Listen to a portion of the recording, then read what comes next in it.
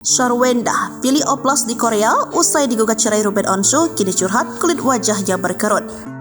Artis Sharwenda melakukan operasi plastik di Korea di tengah keretakan rumah tangganya dengan presenter Ruben Onsu. Keduanya kini dikabarkan tengah dalam proses perceraian setelah membuka diri dan dikonfirmasi pengacara masing-masing.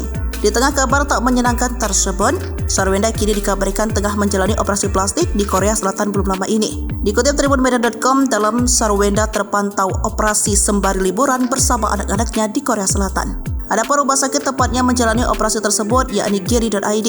Rumah sakit itu berada di kota Seoul. Sharwenda sendiri merombak penampilannya di bagian mata bawah. Dari video yang beredar, terlihat Sharwenda memakai kain perban di sekitar kepala sekaligus sabuk penirus wajah warna hitam. Bagian kelopak matanya juga tampak bekas jahitan. Mengetahui hal itu, netizen pun langsung penasaran dengan oplos sang artis. Diakui Sharwenda, ia melakukan operasi pemindahan lemak di tubuhnya ke wajah agar tampak lebih segar dan muda.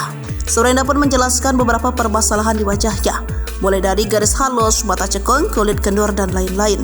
Oleh karena itu, ia pun meminta tolong dokter untuk membereskan permasalahan tersebut. Kini usai operasi, wajah Sharwenda pun tampak lebih fresh. Ia pun terlihat makin cantik dan awet muda.